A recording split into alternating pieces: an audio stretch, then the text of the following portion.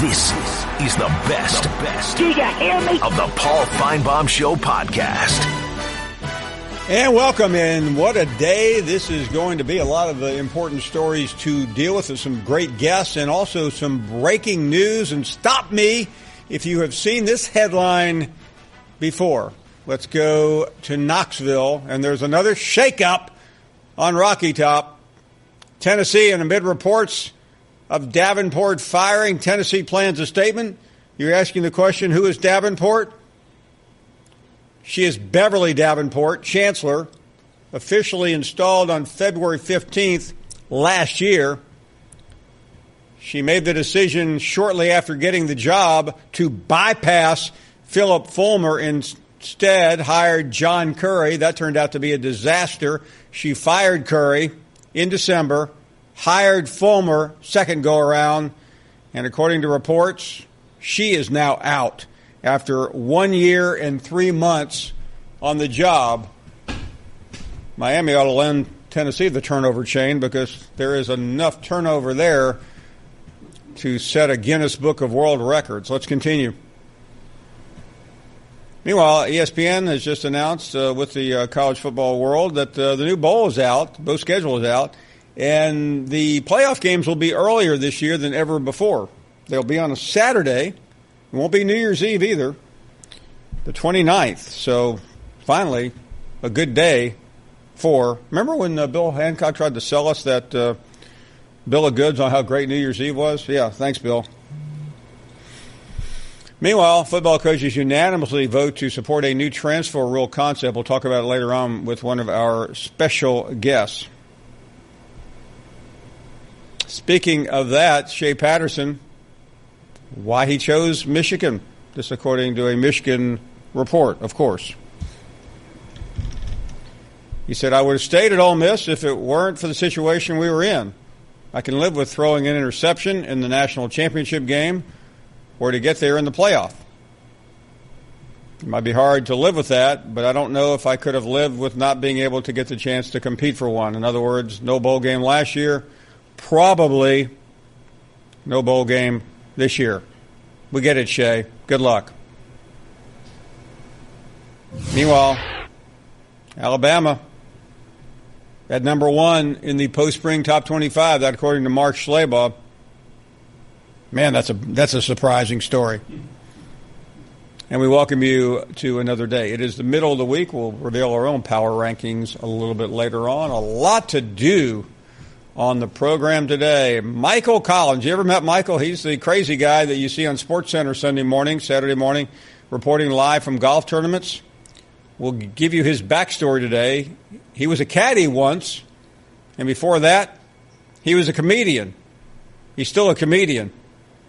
He just plays one on TV. Mark Schlabach and Heather Dinich will join us later on to explain the new transfer rule. I can't wait because I don't understand it myself. And, of course, your phone calls at 855-242-7285. And we are going to make a vow today. Everybody is going to be happy.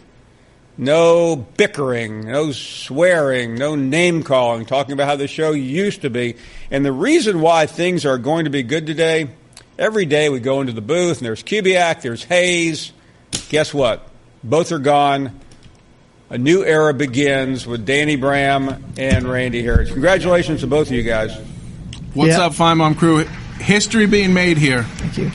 First time this duo has been here in the booth. So yeah, cool. We're going to crush it today. We're all about pleasing the viewer, pleasing the callers. It's going to be a friendly show. In fact, if you look, we've got a headline. If you throw it up there, this is our bonus headline. Here it comes in a second. There you go. Yeah. Finebaum producers replaced. We've suspended John Hayes for just blatant rudeness and just a bad general disposition. John called out a bunch of callers the other day, and by the way, suspension may not be the correct word for it. Yeah, it's still under debate. Things are pending. Coobs, he's been missing all week. Now Kubiak is out. He announced his retirement today. He did. We'll see how today goes, but we're off to a great start. I've got a statement here that I will release immediately on Instagram. We wish. Excuse me. Let me start over again. John, and Mark have served us very well here over the last 5 years. We wish both of them the best in their future endeavors. What you need to do is get the pro back into your producers, but now they're just deucers. You know what I mean? Okay, let's get to the calls. All Positive Wednesday. 855-242-7285. Let's start with what I would consider to be one of the greatest callers in Finebaum, maybe the best caller in Finebaum show history, even surpassing the unnamed Jim from Tuscaloosa. Blair is in Maine, and you are on the air. What's going on, Paul? I appreciate it. Got to give the callers the respect they need, and you bet. People get the respect, and you give the respect back. You got it. And that's what you got to do when you guys are putting on the show. What's the Bible verse? You got the mic right there, so that's pretty much what's happening. Is you have the mic, so you say whatever you want to say, and you give us the respect, and I'll give you the respect back. Right? I own this microphone. You do, really, but I'm going to share it with you today. Yeah. So, anyways, I've been really dizzy lately, and I can't get this solved. I went to the ER, and they didn't solve it, so. Hold on a second, Blair. You've been busy. You live in Maine. What have you been busy with? Dizzy. Oh, dizzy. Dizziness. Oh, what is it? Is it equilibrium? Is it ear problems? What's going on? It's not ear problems. It's just listen. I am not a doctor, although I live with one. Let me help diagnose you. I stayed up real late playing a video game, and I experienced dizziness really bad playing my video game. Okay, Blair, let me ask you a question. Allow me to ask a few questions? Yeah. How old are you? 28. 28. I drink a lot of soda. I eat a lot of sweets. Well, Blair, I didn't ask you. Blair, so let's act like you're visiting the doctor here, Dr. Paul. What if has there ever been anything like a Dr. Phil or a Dr. Yeah, Blair. So you're 28. What you're talking about? Soda, like pop, like soft drinks? Yeah, a lot of I'm drinking soda right now. I should probably be drinking a lot of water. What are you? What kind of soda are you drinking? Diet Coke. A lot of Diet Coke. Have you heard of Coke Zero? Yeah. Do they have that up in Maine? It's not going to help. Has it made it to Maine yet? It's not going to help because I'm still dizzy right now. Okay.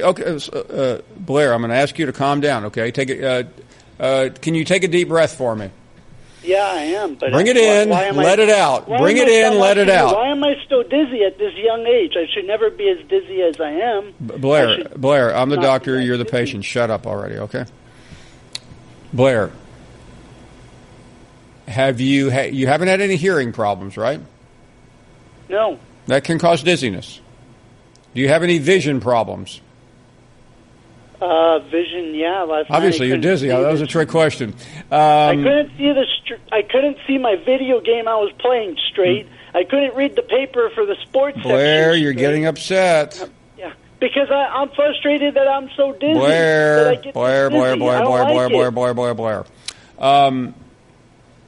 What video game was it that you started noticing this dizziness? I don't know. It could be staying up. No, Blair, you're a terrible patient, by the way. Which video game were you playing when this all happened? MLB The Show 17. Okay. Are you? Do you have any? Do you have blood pressure issues? Do you have any? Are you diabetic? Are you? Okay, so last time I went to the ER, they told me my blood pressure was high. I need to see a doctor. Have you seen one? No, my mom's still working on that. Blair, how big a city do you live in? It's not a big city. Like if you expect those big cities like Rancho Santa Margarita, Mission Viejo, or okay, Blair. I'm not asking for. This is not a geography class. Are you? You said you eat a lot of sweet. Blair, you said you eat a lot of sweets, right? Yeah. It's not a good diet. Blair, not good. In the course of a day, give me your caloric intake. What are you eating? I'll eat like 3 or 4 bananas in a day. You certainly don't have a potassium shortage. I know. What do you eat for? What do you Blair? What do you eat for breakfast? Is Paul a doctor? Yes. She even. I'm like, Mom. Okay. No, she doesn't want a part of this. But Paul is not a doctor. Why did you call him? No one wants to know that. No one. Paul. I've already said that I am not a doctor, okay, but vertigo. Vertigo. That's what it said. It's vertigo. Hey, Mom! The meatloaf! Hey Blair, have you ever seen? Because I have 2 yogurts a day, 2 puddings a day. I have too many sweets. I need to back out. I don't back out enough. There could be something wrong with me. We want it now. No. Hey, Mom, we get some meatloaf. She gets in the middle of this. Okay, Blair. Story. Okay, Blair. Have you ever seen the movie Vertigo? No. Go see it. Call me tomorrow. You're listening to the Paul Finebaum Show podcast. Matt is up next in Austin, Texas. What do you say, Matt? Hey, Paul. How are you this afternoon? We're doing great. Thanks for the call. Well, I'm sorry that you guys didn't make the cut, apparently, to be with the Marty Party and traveling Jim Harbaugh over there. I guess. Yeah, I think to travel with Harbaugh, you have to convert to Harbaughism, and I'm not quite willing to do that.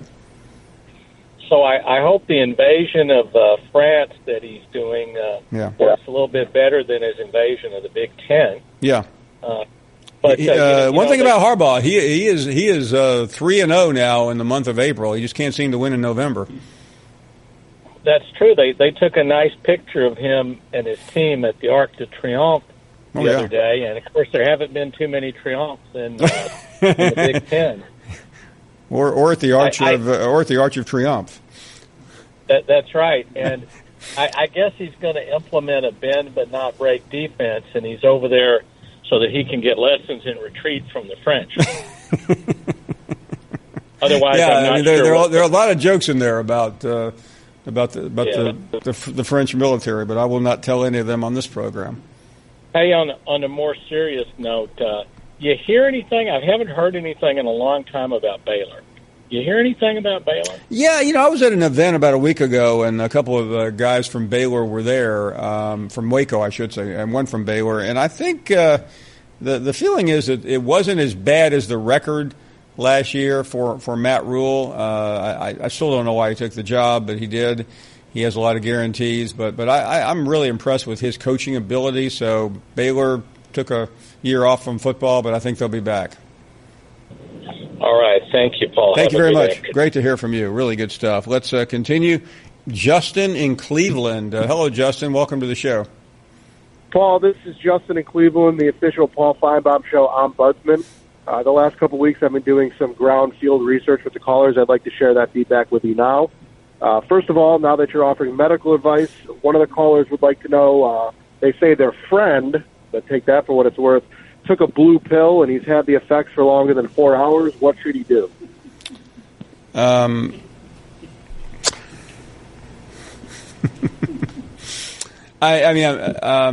stuck. I'm not sure. Well, no, I'm not stuck. No, I understand. The ESPN health insurance being what it is. The next question was, Jimbo Fisher's great-grandfather in 1902, what did he have for dinner on May 2nd? I mean, come on with Jimbo Fisher calls. Yeah, I mean, Matt is really good. Matt has come up with – Matt should write a book, 197 different ways to ask the same question about Jimbo Fisher. Hey, Paul, real quick before I go, how do you think Jimbo Fisher will do in his debut season at Texas A&M? I didn't realize he was in Texas A&M, but he's going to do really well. Hey, thanks for the call. Appreciate it. Greg is up next in Alabama. How are you, Greg? Hey, Paul. Thanks for taking my call. I heard the news about Beverly Davenport, and it seems like she was in her job less than the AD that she let go. And I'm wondering how this all bodes for Philip Fulmer down the road. I don't think it's. I think Fulmer's in really good shape because she did not want Fulmer initially. I've heard she didn't really want to extend Fulmer to give him a 4-year deal. I think she just got caught up on 1,000 different areas. By the way, they're announcing. Do we have the announcement now, guys? Hold on a second, Greg.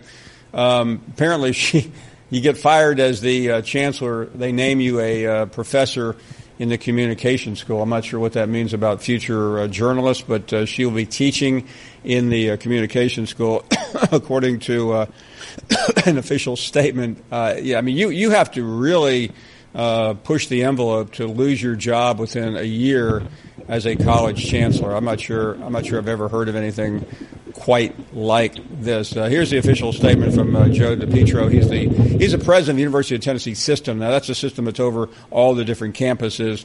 It's my responsibility as UT president to ensure the success of every campus, beginning with the leadership of every campus. A great deal is at stake in these hires, particularly given the importance of the flagship campus, both to fulfilling the UT system mission and to that mission's impact on the lives of all Tennesseans. Upon realizing that UT Knoxville needed a change from Dr. Davenport's leadership, I decided to take action to address the leadership need. Dr. Davenport and I have had several conversations during her tenure as chancellor to lay out expectations and discuss concerns. Unfortunately, that's probably the big word here, issues arose that have progressed, and while I am disappointed to make this change, it is necessary and in the best interest of the university. Greg, I don't think it's too difficult to read through that one, is it?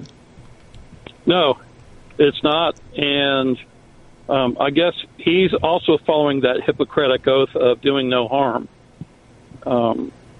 You've got Darriel's calling up later to roast Alabama fans. You remember that David Sedaris book, Running with Scissors? Yes, I do.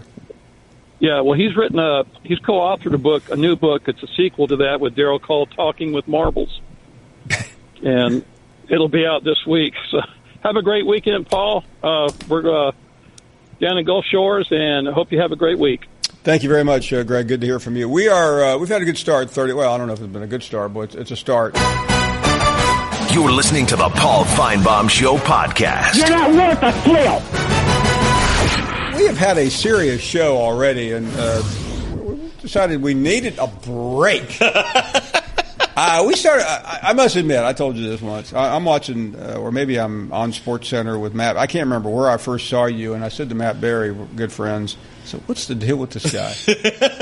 And he said, "No, you'll like Michael." So, I talk about golf a little different. Yeah, so I finally met you last year at the PGA at Quail Hollow, and I've seen you a couple times since then. And we invited you because the tournament's down the street, literally. Yeah. And before we get to golf, let's talk about you for a second, Michael. Were you a caddy before, a comedian, or comedian? No, I stand-up comedian for 20 years, and then caddying kind of happened through comedy completely by accident. And did that for 10 years. And about 5 or 6 years doing both. His last year as a comedian, he did the White House Correspondents' Dinner, and then immediately became a caddy. Potentially. Could have been that way, but no, that's not even close. I'm really fascinated because I know some comedians, and they are just – they're out there. Well, it all depends on the style of comedian as well. Okay. Like there are some comedians that – are on stage really sociable, and then off stage can seem really antisocial. Oh, yeah. You know, and so for me, doing both comedy and caddying, the reason that I love doing both, because comedy, it was me. I was on stage. I was the guy with the microphone, I was the star.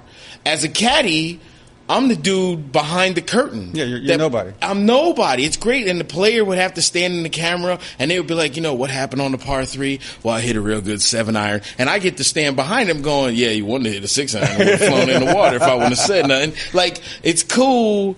I know I was never going to be a good enough golfer to play on the PGA Tour, ever. I didn't learn how to play golf until I was like 23.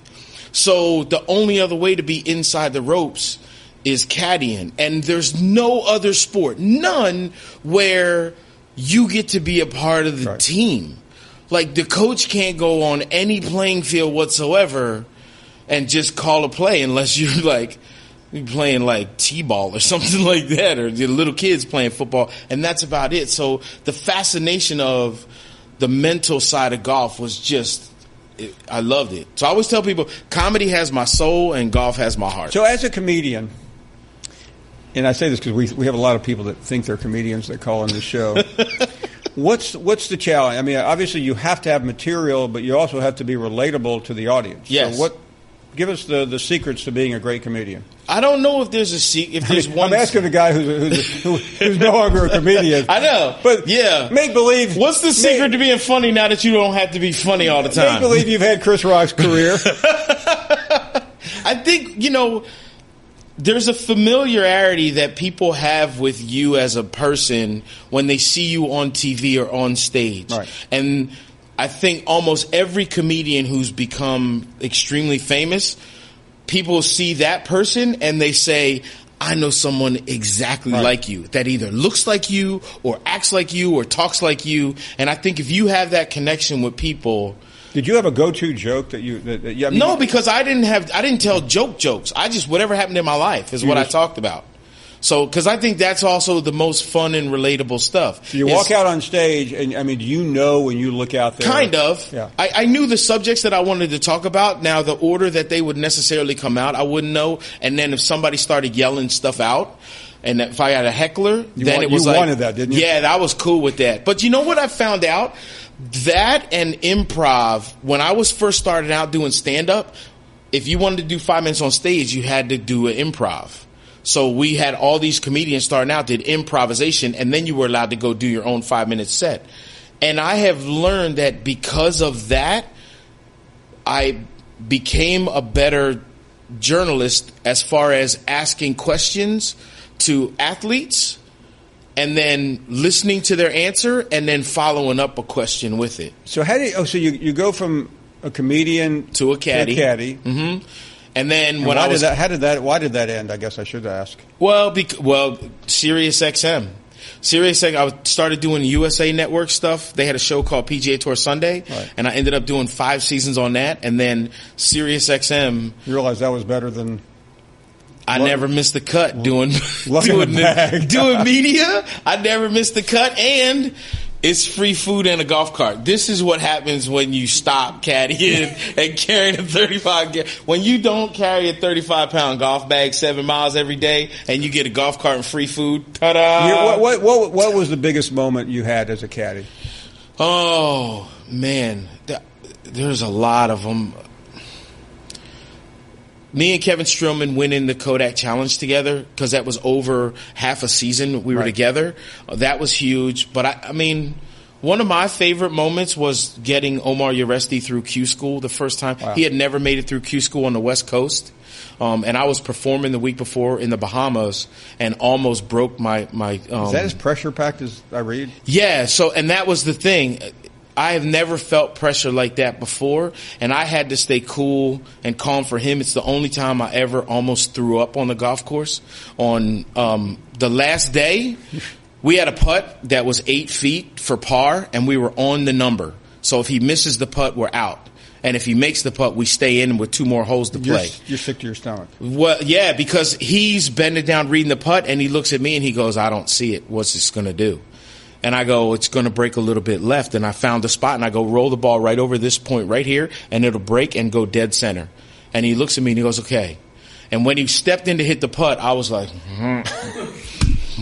because I kept thinking to myself, like, this is. You have to admit, it would have been pretty funny if you just. No, it would not have been. Because there were still 2 more holes to play. They got rakes for the sand, but I don't think the funny thing was, he makes the putt, and when he turns to look at me, I got to play it cool. So he makes the putt, and I was like, yeah, good job, man. It's cool. Let's go do this, man. Come on, it's nothing. And he goes, yeah. And I could see he was getting his confidence from me. So I have to play it cool. And then finally he makes a birdie on the 17th hole. So now we're in by at least a shot. And he makes a par on 18. And he lagged it up there to about this far, and he looks at me and he goes, what's the number? Oh. And I was like, man, you better hit that putt in the hole and let's get out of here. And I'm trying to smile as I'm tearing up. And he taps it in, he comes over, and he hugs me and says, thanks, man. And as soon as I get goosebumps telling it now, because when he said that to me, I lost it. I literally cried and sat in a golf cart, because I knew the difference between, at the time, going to the PGA Tour and the Web.com Tour, that's millions of dollars. So every week you're playing for $6 million as opposed to playing for maybe $1 million. Where the winner's check on the Web.com Tour was less than the winning caddy check on the PGA Tour. People don't like to talk about money, but what kind of money does a caddy make? If you're with one of the top 50 golfers in the world, you can make some money.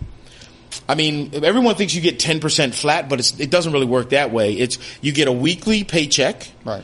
Because caddies have to pay all their own expenses: airfare, hotel, car rental, food, all of that kind of stuff. Food gets expensive. I'm not saying, I'm just saying. But after all of that, then you negotiate the percentage: 10% for a win, 7 to 8% for a top 10, 5 to 6% for everything else. But some guys will say, "I'll take less weekly." I mean, if you're Tiger, you're not paying a guy 10%, are you? For a win, back in the day. For a win, yeah. Oh, for a win, sure, for a win. Okay, for 10% for a win, 7% for a top 10, and 5% for everything else. You know, and there are guys like Tiger Woods, and, you know, you take a guy who maybe you don't think wins a lot, but go back and look at Jim Furyk. We caddies called him an ATM machine. Yeah. Because every week you cash in the check, you can go just boop, boop, boop, boop, money's popping out. Just and there are other guys called lottery tickets, where you put the thing in, boop, boop, boop, boop, bam. Oh, I didn't win this. It's a scratch off. Okay. You're not flying to the next site. Yeah, that's when you know what? That's when you got a lottery ticket, you share a room with like 3 other caddies for the week, which is not fun. Yeah, I mean, free breakfast hotels are big places for big time. And if your guy makes the cut, what happens is normally if it's 3 guys in a room, whoever's guy plays the worst is the one that sleeps on the floor. So make sure that your dude or sleeps in the cot, you know. You're listening to the Paul Finebaum Show podcast. Put a little cherry on the top. We heard earlier today from one of our callers, Darriel, that he was going to be calling the show, and he was going to be taking no prisoners. Rarely do callers preempt their own call by going on Twitter and making that proclamation. He warned Alabama fans, "I'll be calling the Finebaum Show, and you better bring your popcorn." Got your popcorn, got your popcorn, got your popcorn. Darriel is up next. What do you say, Darriel? Well, first, I have a question about golf, since we were talking about that. Why is it unlike, I guess, outside of bowling, if you even consider bowling a sport, why do you think it is the rules in golf etiquette is you have to be quiet and you can't move, you got to be still when players address their ball? Because the history of golf goes back, obviously, to St. Andrews, and it was a gentleman's game to start out, and that's the way it continues to be played. I understand. It's just in football, you got to make a clutch field goal, or baseball, you got to hit a 95-mile-an-hour baseball before screaming. It just doesn't seem. I don't know. I've always wondered why you got to be so quiet when somebody's putting or whatever. I mean, I understand it's an etiquette rule, but still, it seems like it would be more fun if you just act like however you wanted to act. Yeah, I do have an issue with Alabama people, and this is why, Paul. I'm going to ask you this. Why are they the way they are? I mean, I forgot about the national championship game, but you cannot have a conversation with an Alabama fan on social media without them always wanting to point out 2-26, 2-26. What time is it? 2-26, Georgia. What time? That's all you hear over and over and over again. And now they're boasting about having the number 1 recruiting class in 2019, and we ain't even in 2019 yet. I mean, it's just absolutely ridiculous. Why are they the fan base? All they want to do is they want everybody to do bad, and they want to be the only ones that do good. And that's just the way they are. And I don't understand that. I don't understand why they're that way.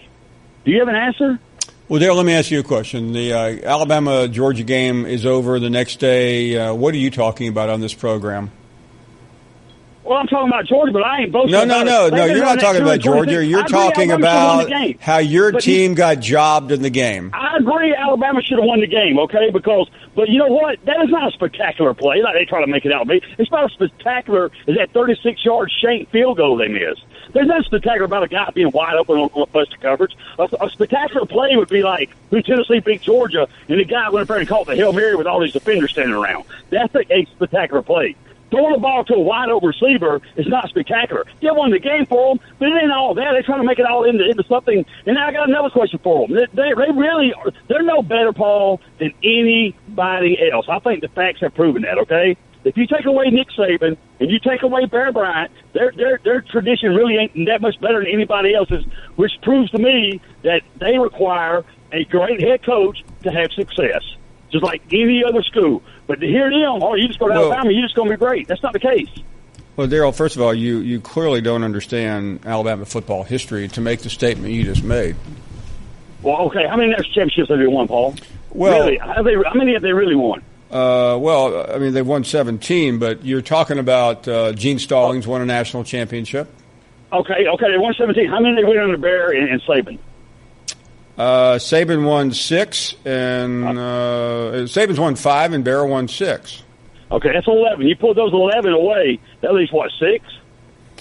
About what everybody, but the thing you fail to remember, though, is that Alabama won championships under Wallace Wade, under Frank Thomas, under Bear Bryant, under Gene Stallings, and Nick Saban. I mean, how many other schools? But how many other schools, Darriel, can make the claim that they've won national championships under 5 different coaches? How about Georgia? How many different coaches? Darriel, how many different coaches have won national championships at Georgia?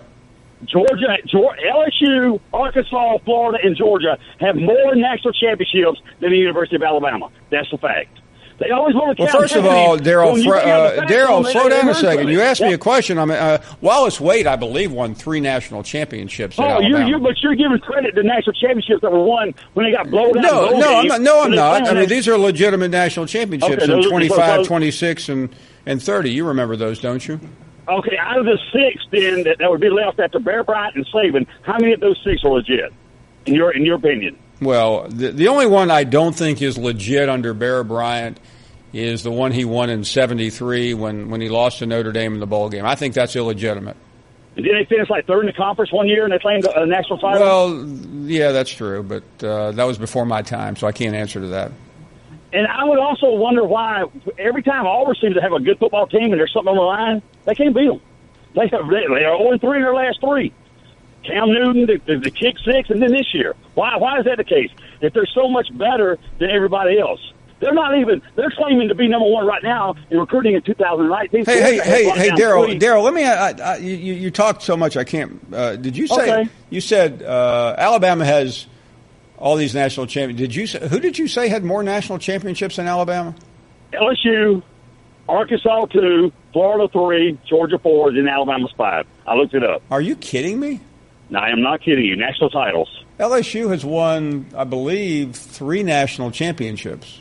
Okay, when we're talking about all sports, Paul, we're not just talking about football here. I didn't. I'm sorry, Darriel. I didn't realize we were talking about women's cross country and equestrian here. Okay, you tried to slip that one in on me. Oh, we're not going to count them. No, it didn't count. That's not a national. Yeah, it is a national title. It's a national title that school won, regardless of what sport it was in. I mean, I think football is the only sport that NCAA doesn't really declare a national title, right? That's why they come up with these polls. Isn't that correct?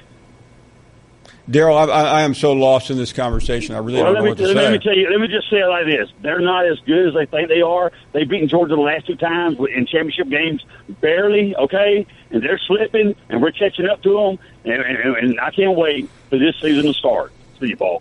Thank you very much. I can't either. You're listening to the Paul Finebaum Show podcast. Colby. Yes, sir. Colby is back. Yeah, he had a big-time debut here the other day.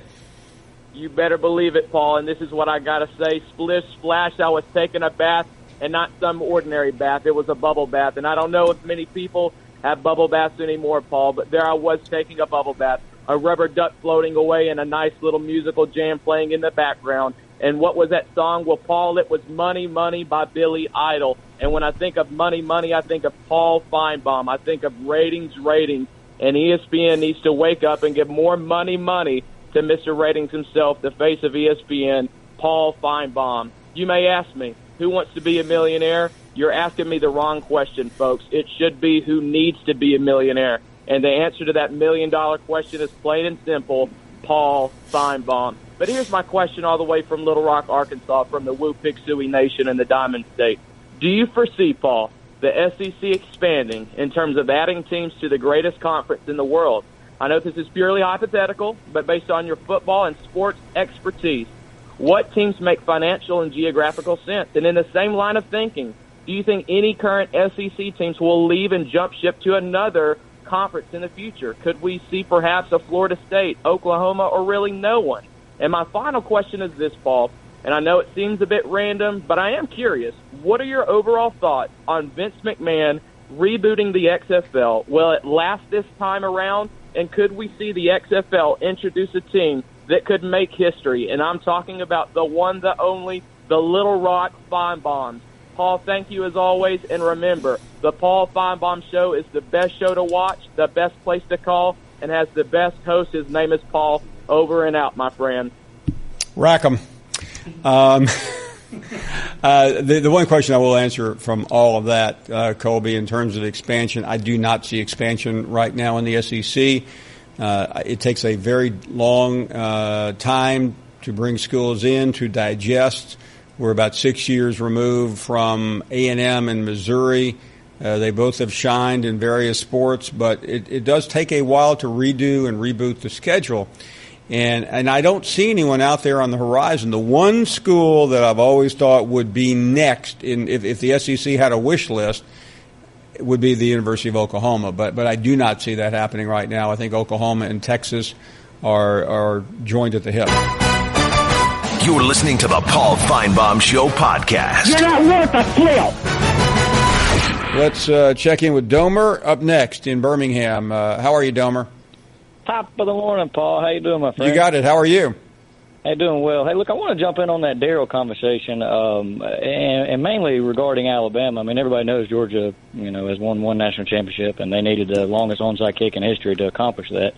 But regarding Alabama, you quoted a lot of Alabama's traditions and numbers, but it's this is the age of information. Back in the 60s, 70s, before the internet, we could tell a lot of pawpaw stories. And those stories would carry weight because you really couldn't research them. But in today's day and age, it would take you approximately 4 to 5 minutes of research to realize Alabama does not have 17 national championships. And you bring up Frank Thomas. If you research Frank Thomas's national championship, that was added over 40 years later. Frank Thomas's team, he came from Notre Dame, and I'm a Notre Dame fan, so I'm pretty aware of his coaching career. But they finished number 20 in the country that year and had 2 losses, I believe, to Vanderbilt and Mississippi State.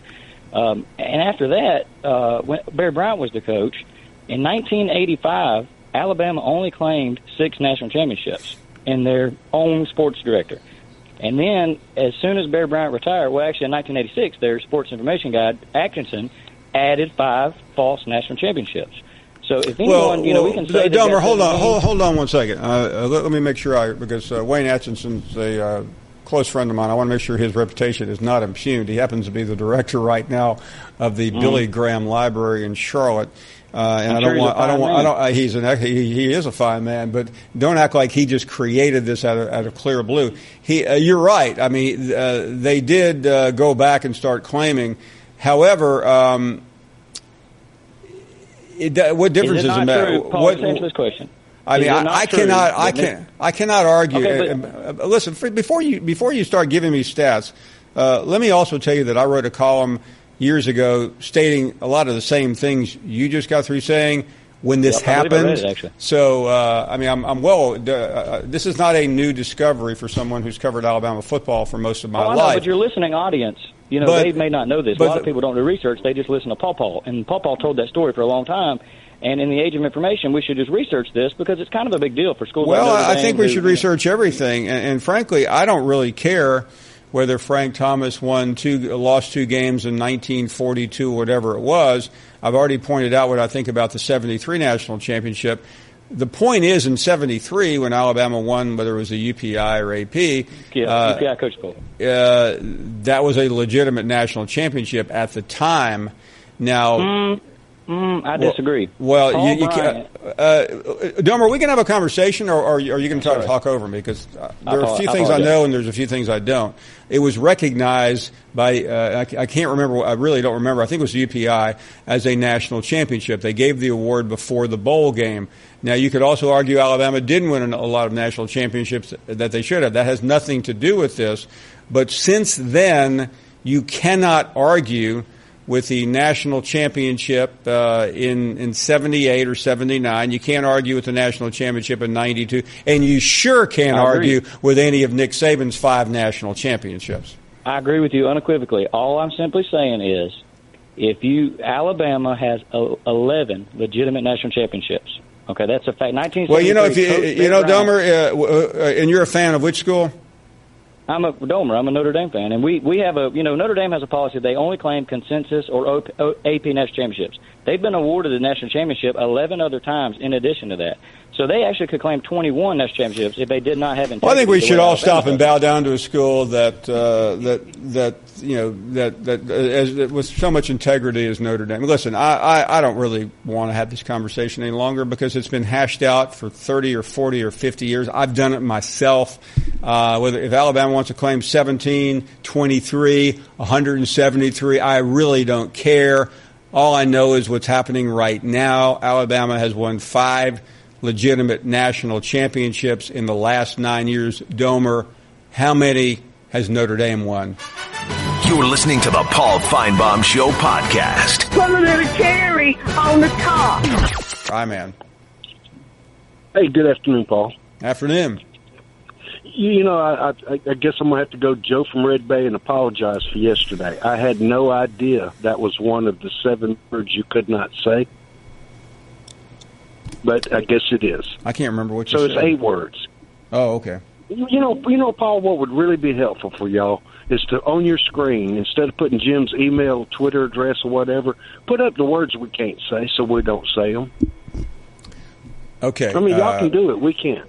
Okay, yeah, I think a couple of words you can't say. You cannot. Here's one thing you can't do. You can't criticize Bama. Who? I mean, you can't. Bammer. You're talking about the Bammers. You cannot say that Bama didn't win 17 national championships, or you will get beaten down. They won 36. If you will get beaten down by the host of this show. All you got to do is go to Wikipedia and you see they've won everything since 1774. Well, they did win that. They did win the year of the War of 1812, but because of the Battle of New Orleans, it was not covered very closely. That's exactly right, because it didn't have TV. Yeah. And there's some cave drawings over in Italy somewhere where Alabama beat some mastodons and some T-Rexes and that kind of thing. I think they beat. Did Alabama the winner or loser of the Peloponnesian War? I can't remember. It doesn't matter. They were there. They can claim it anyway, and we can't dispute it. And you know what, ladies and gentlemen, quit worrying about what Bammers won, because they got to win something, whether it's real or fictional. They are the Jim from Tuscaloosa's, and that takes me back to the professional you had on the day before yesterday, before I got caught up in that word yesterday. That guy was dead on. Jim got smacked down, and the Eagles wrote a song about the train left here this morning. And I don't know where it's going. Randy Meisner did it. Great song. Oh, but Randy Jim Meisner, a very unsung hero of the Eagles. Absolutely. And from Poco as well. Forgot that. What a voice. Yeah, he was with the original lineup with Poco. And I tell you, the Eagles lived real good off of Poco and the Joe Walsh Band. And now, what's the country singer guy? Vince Gill. Anyway, moving on. Yeah, Vince Gill. Vince Gill has now replaced Glenn Fry in the Eagles. Fry's son replaced Glenn. Well, I would say Vince is doing some of the more heavy lifting from Glenn Fry's son. He is. Absolutely he is. And, Vince was in the Pure Prayer League for us. He did Amy. You better believe it. Well, he didn't do Amy. Craig Fuller did. But well, he was on the he sang on the Amy. Hey, listen, I know a little bit about rock music. If you're going to try to force me into telling you who the background singers on Amy on Pure Prayer League, I'm going to throw in the towel right now. I cannot do that. Well, that's George Powell. I am not qualified and because I was not sitting around smoking dope like you were back then. I was trying to study. Well, I mean, how do you? Well, you had to do something to read albums. I mean, all you could do is sit and watch it spin. I mean, you had to do something. Hell, I qualified for the NBA, and I couldn't even dribble a basketball. But that was back then. And next thing you're going to tell me, I'm going to mention Bob Dylan. You're going to tell me Bob Dylan really didn't sing all those songs. Someone else did. It was actually Peter, Paul, and Mary. But he was a heck of an influence on John Lennon and Paul McCartney. Let's say that. He sure was. Absolutely, he was. But that professional. So was James Brown, and he directed Jim through the conversation, and all Jim could do was attack him. That's all Jim has ever done. Now answer me this: was Jim or was Jim not the fifth Beatle? No, he was never a Beatle. Okay. He was never a Rolling Stone, and he was never a great caller on your show. He was a worrisome guy, and you kind of patted him. I think he was a Rolling Stone. I just don't think he was in the Rolling Stones. No, he wasn't. Because I could have been in the Rolling Stones, but I turned it down. I had other things to do. No, I'm lying. See, I can admit it. I lied to you on national radio, but I can admit it because it's no shame to me. It's you know what I did? I turned down the lead in Seinfeld because I didn't. It just seemed like the wrong name for me. Time. Well, you're doing this James Taylor thing on the weekends as it is, and you're real good at it. So, why else? You'd have been a hell of a quarterback if it hadn't been for that knee injury. Yeah. But see, you admitted the knee injury. Just yesterday morning. We still don't know what injury took Jim out other than he got his feelings hurt. And they must have really got hurt bad. Really bad because Mama couldn't fix him. She stroked his head and she pat him on the back. She made him banana pudding, like Bill Cosby used to make. And it did not help. Right, by the way, that's another name. That's another word you can't use in the show anymore. What, Bill Cosby? Bill Cosby. Pudding? No, that is verboten. Mama? No, Bill Cosby. Bill Cosby. He's not had a good week, but that's kind of like Jim. He's been busted. He's been busted publicly. But if Jim's been busted, he's been busted since his program before you even left Tennessee with a bad knee, because he's been disgruntled since he was a teenage boy. And you got younger kids on this program now that never complain. They've got their life in front of them, and Jim's life ended before these kids ever. It's amazing to me. But Paul, somebody said you give Jim his 15 minutes. You are the quarter-hour man. You own that 15 minutes. You decide who gets fit. You are the wizard of the SEC network. You are the wizard of Oz. You are the wizard of radio. You decide who sees that 15 minutes. And like that new caller earlier. See, those guys don't threaten me. We report. Decide. They actually take pressure off of me because they're good callers where Jim is threatened. Jim is not number 1. He's not number 10. He's not number 15. Can we begin to wind this down here? Why, you're not through? I got my 15 minutes. You're only going to give me 7 The lights are blinking on me. They're telling you the stage I'm going to call you every day for the rest of your natural life. You hear what I'm telling you? War damn eagle, we're only getting faster. Oh, my. That was an exhausting phone call. I engaged in the first half. I sat out the second. You're listening to the Paul Finebaum Show podcast. It's been a while since we talked to Zach up in Knoxville. What do you say, Zach? Hey, what's up, Boss Paul? We're doing great. I've not had a chance to read the article on Dr. Davenport. Did they give any specifics on why they're going to let her go? Yeah, the letter from President DePietro to her pretty much lays it out, and I'm doing it from memory now because I looked at it very quickly, but a lot of it's communication skills, a lot of it's a refusal to follow direction, an inability to communicate. There are some major personality issues that he communicated to her that were just simply untenable. Well, Paul, if you'll remember, at first I didn't have a problem with us hiring her. But the more I saw her, the more I heard her talk. She just seemed a little ditzy. She seemed to be more of a cheerleader than somebody that could be a chancellor. And the fact that she had the chance to hire the right man for AD and Philip Fulmer, and I personally believe she didn't want to hire him because of his popularity. She was afraid he was going to be more her boss than she his. And, Paul, I'll say this, too, and let me get your opinion on it. I say that Philip Fulmer played a major role in seeing that Bev was showed the door. What do you think? I don't know the answer to that. I do think that he would have been very popular with a number of key players up there, but that's really beyond my knowledge. Well, I know he and DiPietro, they're very tight, and I know, well, you know as well I do, he was hurt when he was not considered when she came out and said that you had to be a sitting AD to get the job. I don't know. Do you know? I've been around her twice, Zach, and she was a different type of personality than I have ever encountered as a university chancellor. I totally agree with you. I didn't think it meshed well. I didn't think it was a good look. And, we hit the trifecta. We got rid of Butch. We got rid of John Curry, which, by the way, in my opinion, was a fireable offense alone that she goes out there and hires that guy. And that's been the problem, Paul, at Tennessee. People want to know what's wrong with Tennessee. It's been our poor choices in hiring people in high positions. No doubt. And I'm hoping now with Phillip being athletic director, we can start hiring some people that are serious about putting Tennessee football back on track. So I hate to hear of anybody losing their job, but the fact of the matter is it was a bad fit. Nothing she did was worked out well. I hope she finds a good job, but bye-bye, Bev, and bye-bye, Paul, and go Vols. Got it. We go from Knoxville to Birmingham. Legend is next. What's going on, Coach? How are you, Legend? Brother? What's going on, my man? Brother, just enjoying the show, brother. Great show so far. A lot of hating going on. Hate. Did you hear Darriel? I like Darriel as a caller. I even put on Twitter I thought he was a great caller. But, the problem, what makes some folks a great caller sometimes is they're just delusional. And, the dude's delusional, Paul. It really is. That touchdown, it was a great pass because he looked the safety off. And, it was one of the greatest passes I've seen in my lifetime. I thought it was spectacular. Darriel said it was a lucky play.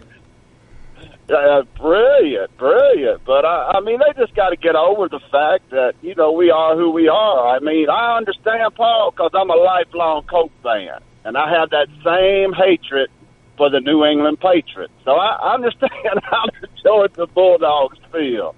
I understand the fact that I have a great team, but Tom Brady beats my ass every year. You have to accept reality when it comes to sports, and a lot of these folks are just not accepting reality and the dynasty that exists in Alabama and the fact that it ain't going away no time soon, so they might as well just accept it. It's a mentality, and we have it, and they don't. You have to have a nasty, get in the dirt, beat the opponent's butt mentality when it counts, and that's the difference between Alabama and Notre Dame and Georgia.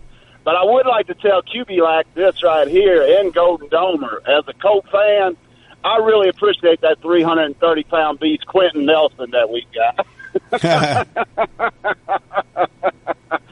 I would call that a stroke of luck. I love it. Hey, Paul, here's the thing. You can hate a college team, but when you got a favorite pro team and they draft a player on a team that you hate in college, you automatically forgive that player and accept him into the family. I hate Tennessee, but the moment Peyton Manning was drafted, all them times he beat Alabama, it was forgiven right there, Paul. Welcome to the family. Hey, Paul, I was looking at your power rating. Mississippi State and South Carolina, that's 4 and 5. Is that because of the quarterbacks? Well, sure. I think they're both really good, especially Mississippi State, Legend. Yeah, I would agree with you, but don't you think that's kind of an indictment on Florida and LSU?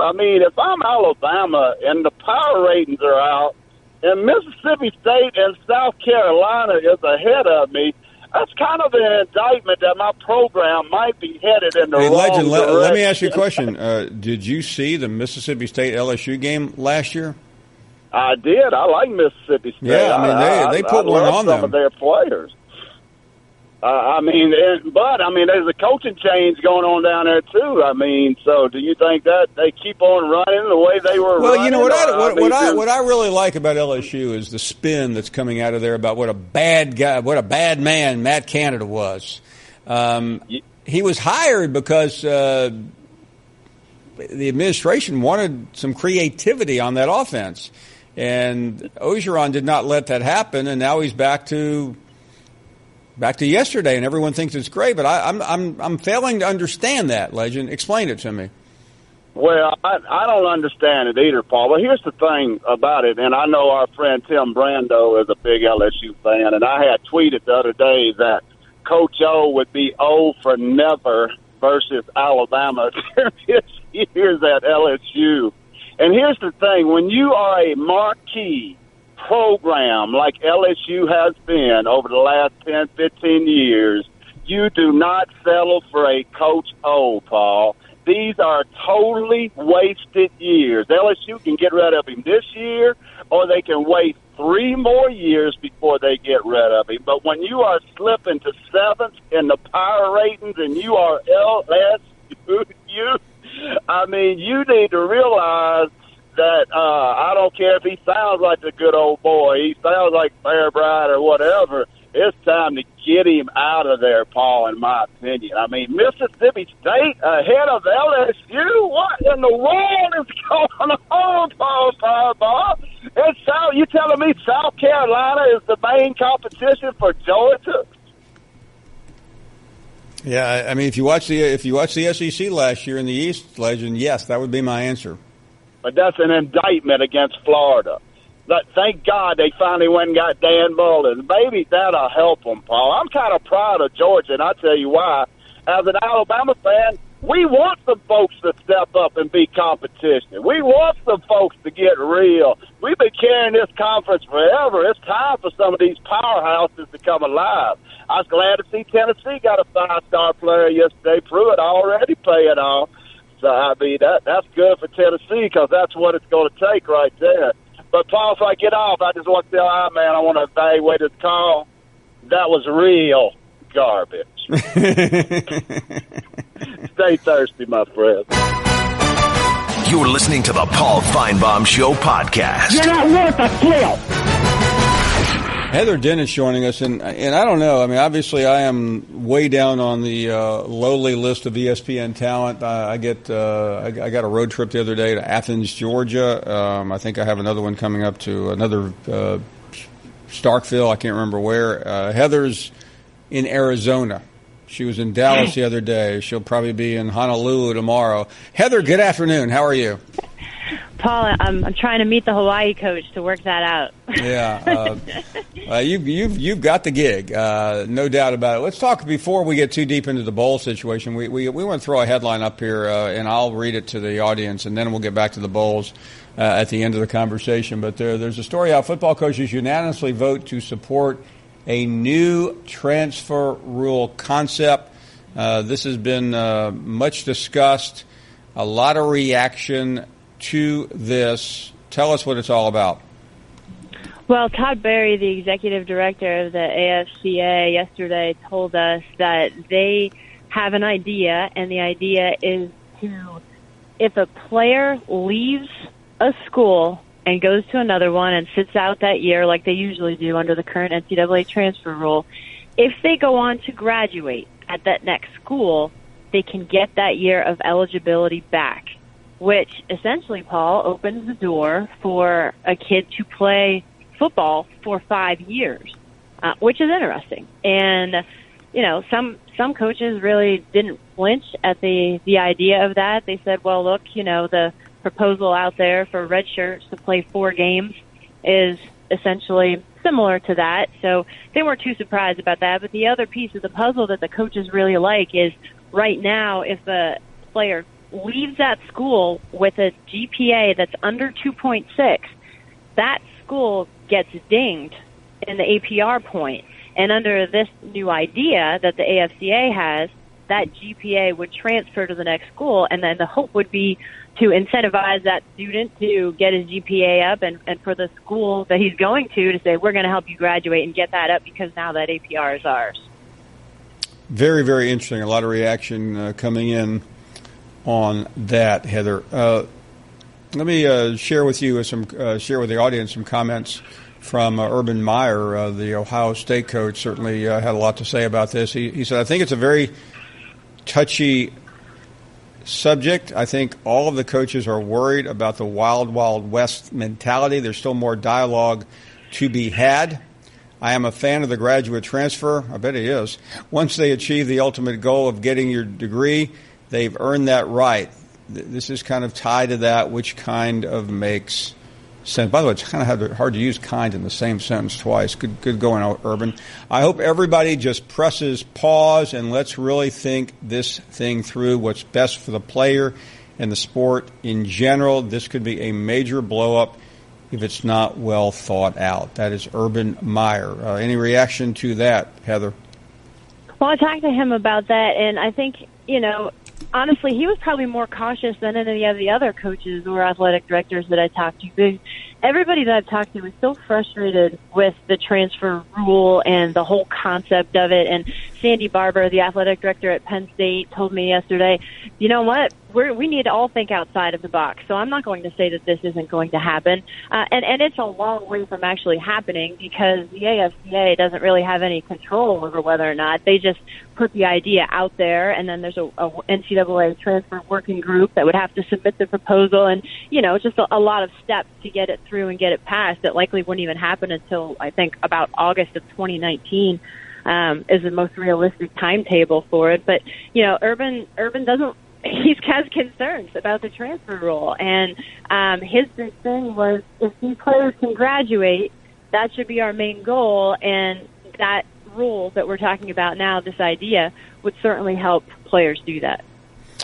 Heather Dennis joining us. We just saw the release, as you have, of course, of the bowls and the college football playoff. It's earlier. Everything seems earlier this year. I realize that some of this is just the luck of the calendar. You've got to get that game in on a Monday night before the NFL and before a lot of other things start happening. What's been the reaction, or your reaction, I guess I should say, to this new schedule for the college football playoff? Well, Bill Hancock, the executive director, talked just a little bit about that last week at the spring meetings in Dallas. But they're happy with the calendar and the way everything is, and the 6 rankings, and in terms of the space between the semis and also the national championship. And I think not this year, but the following year, there's, I want to say, like 16 days between those games. So they're happy with the way things are, and with after the fallout from the first couple of years or so with the New Year's Day and everything, they like the changes that have been made. Yeah, they're still not selling New Year's Eve, are they? No. No, not talking about that one. Yeah, for those of you who have forgotten, the playoffs, what was it, the second year? Heather was on New Year's Eve, and Bill Hancock told us it would work. It didn't. And finally, we got off of that. Heather, I have to ask you, this is a spring tour right now. Spring meetings are everywhere. You have these college football playoff meetings, football coaches. What's next for you? Actually, on Monday, I'm going to be in Washington, D.C., back on kind of a home game for me because the Night Commission is meeting there. So, we've just been doing a lot of talking here, Paul, not just about the transfer rule, but a lot about college basketball, to be perfectly honest with you, with, basketball coaches and things like that. So that's next on the plate for me. When you said you were going to be in Washington, I thought you'd been hired to be the new counsel for President Trump. I was confused. Heather, always great to catch up. Thank you again for joining us, and don't let that Arizona sunset disturb you tonight. It looks pretty good. No complaints here, Paul. Thanks for having me on. You're listening to the Paul Finebaum Show podcast. Put a little cherry on the top. Let's talk to Joe in Pennsylvania. What do you say, Joe? Hey, Paul. It's Wacky Wednesday, I see. Hey, Paul, got a question for you. Actually, 2 questions. How about a pick for the Kentucky Derby on Saturday? And I guess my second question was, how do you think Bo Scarborough is going to fit in with the Cowboys, and what role do you think he'll play? I think Bo will do well. By the way, I've looked at the sheet. I was struck.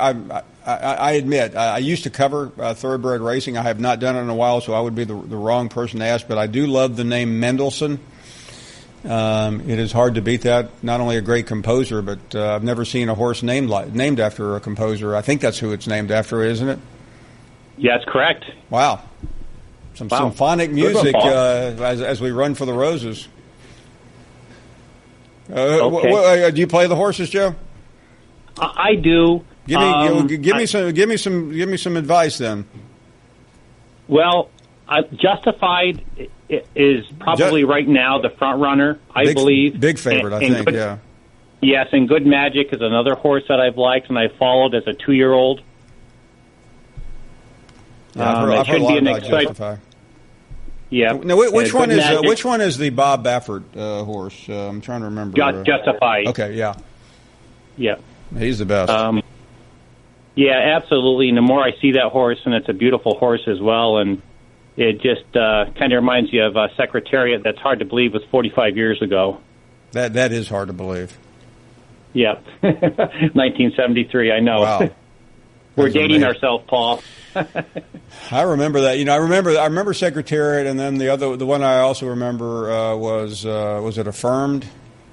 Yes, Affirmed in Alydar. In Alydar, yeah, they battled 3 straight. Head. Yeah, that was those are the ones that I remember the most, I guess, in my short life. Seattle Slew was another one. Seattle Slew. Yep. Yeah, absolutely. Absolutely. Why am I thinking of Spectacular Bid? That's a horse that failed to win the Derby, the Triple Crown, wasn't it? Yes, it was, Paul. That's another great horse. Yeah, no. I as I said, I used to really love the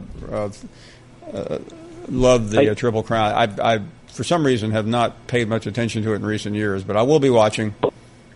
I wasn't sure if you followed it or not, Paul. I just wanted your advice, and of course, I've been a big follower of Bo Scarborough and his career. I know he's kind of had an up-and-down career, but the Cowboys got a great pick with him. I'm really happy for that. Yeah, Joe, my first job, I actually covered racing quite a bit, and later on I did as well, but not quite to the extent. So I've had a few early mornings at the track, and even I did.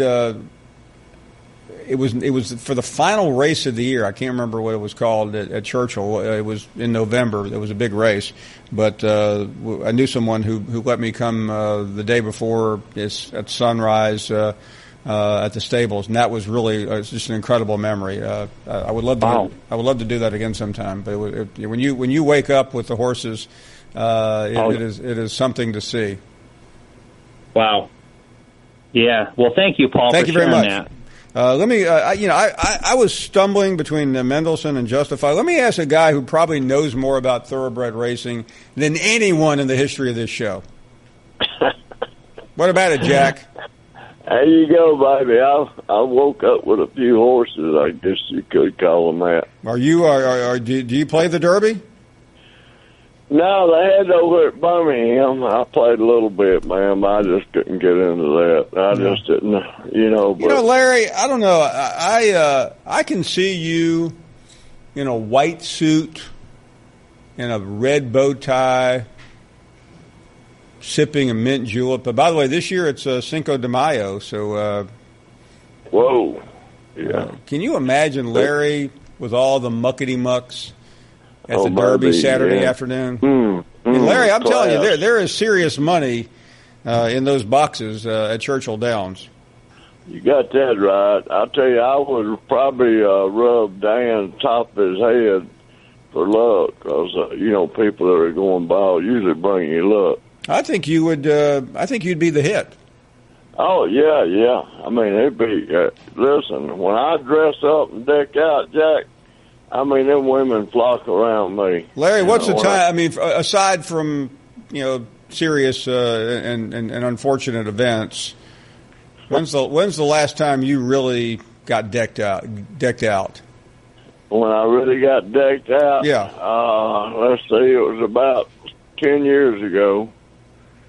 I went to some fancy dinner with a bunch of people. Oh, I remember now. I went with this girl, and it was these high rollers, man, over in Birmingham, up in the south side, where everybody's. Oh, yeah. And I just embarrassed her. Larry, what were you wearing, by the way? I was wearing blue jeans, but I wore. Larry, was this like a black? Was this like a black tie event? Yeah, but I didn't have no damn. Well, I'll tell you what, Larry. I've had an unbelievable. Last week, I had 2 black tie events in 5 days. Since my senior year in high school, I have not been subjected to anything like that. It's disgusting. Yeah. And she said, "Do you have to talk so loud?" And, so was she one of these society women, Larry? For a beer. She said, "Just raise your hand for a beer." don't holler, hey, can I get another Bud Light? And so it didn't pan out. Now, you don't, Larry, you don't drink Bud Light at an event like this. I do. No, I mean, you like just make up, you do some research and you come up with some fancy French wine and learn how to pronounce it. And when the guy in the white jacket comes in, you go all French. Listen, I'm going. My neighbor wants me to go this dancing thing with her Friday night where they dance, all guys and gals, and that's it's dressy up thing. So, Larry, Larry, I just thought of something. There's another event I'd rather see you at than the Derby. It's next Monday night. It's at the Met in New York. It's the Met Gala. It's the biggest event of the year in fashion and art. Have you been to the Metropolitan Museum, Metropolitan Art Museum? I don't even know what it is. No, I'd go. No, I mean I want to see you at this event. I mean this is like the creme de la creme of New York society. I'm going next Monday night. I'll take you with me. How about that? Man, you better not be lying to me now. I mean, I've had some good things happen today, Mark's history, and then Big Ken Johns on suspension. He has to think about it. Now you promised me this. I'm writing it down right here. All right. There. I've got you a suite at the Plaza Hotel. It's about 2 blocks away. Well, actually about 20 blocks away, but who's counting? The limousine will pick you up at 5:45, and we're going to the Met Gala. Thank you for listening to the Paul Finebaum Show podcast. The Paul Finebaum Show airs weekdays on the SEC Network, beginning at 3 Eastern.